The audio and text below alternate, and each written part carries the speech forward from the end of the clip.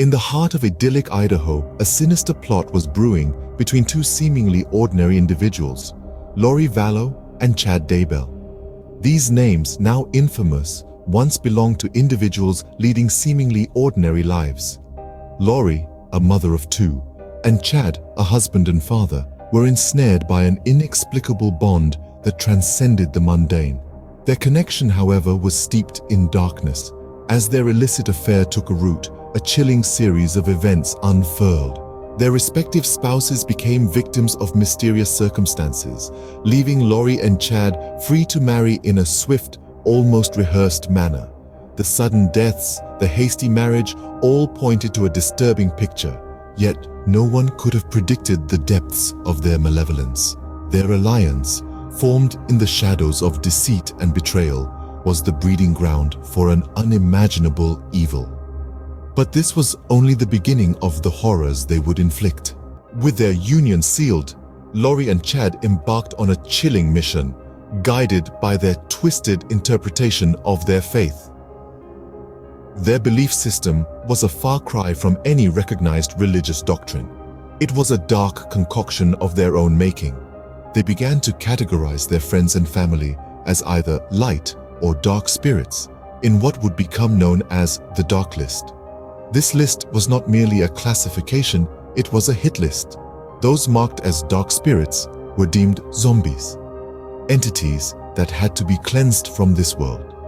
Lori and Chad saw themselves as the divine agents of this cleansing, on a holy mission to rid the world of these so-called zombies. Their belief was unshakable. To them, it was not murder, it was a divine duty. They believed they were releasing the trapped spirits from the clutches of darkness, and in doing so, they were serving a higher purpose. Each name on the list was a mission, each mission a step closer to their version of salvation.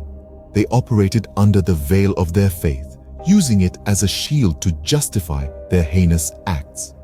They were so consumed by their delusion that their sense of right and wrong had been completely warped. Their moral compass was not guided by the norms of society, but by the dictates of their twisted faith. Their delusions of grandeur would soon morph into cold-blooded murder. As days turned into weeks, Lori's children, Tylee and JJ, vanished without a trace. The community was plunged into a distressing mystery. Whispers of worry turned into cries of despair as the search for the innocent children intensified. Authorities, loved ones, and even strangers banded together to find them, their hope dwindling with each passing day. When the grim discovery was made, it sent shockwaves through the heart of every person involved.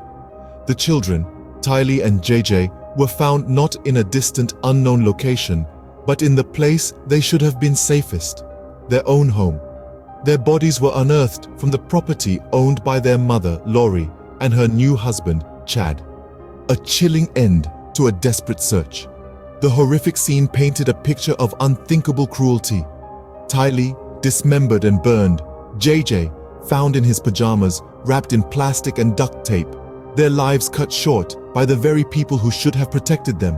While Lori and Chad reveled in their twisted beliefs, one man saw through their facade. Lori's estranged husband, Charles. Charles was not blind to Lori's growing instability. He saw the danger that lurked beneath her religious fervor, a danger that threatened not just him, but their innocent children. Desperate, he tried to alert those around him.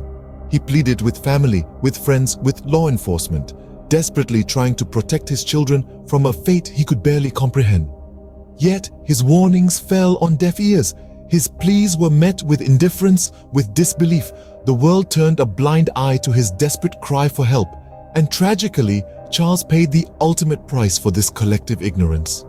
He met an untimely end, leaving behind two children at the mercy of their mother's deranged beliefs. He died alone, with his warnings unheeded and his children in danger. In the wake of the horrific revelations, Lori and Chad were finally brought to justice. Their trial was a chilling spectacle, with Lori showing no remorse, even when confronted by her surviving son. She simply dismissed his pleas for understanding with a cold, "You wouldn't understand." Chad, her partner in this unthinkable crime, stood silently beside her. Their sentencing marked the end of a gruesome tale of delusion and destruction. In the end, their dark delusions were laid bare for the world to see, leaving behind a trail of destruction and heartbreak.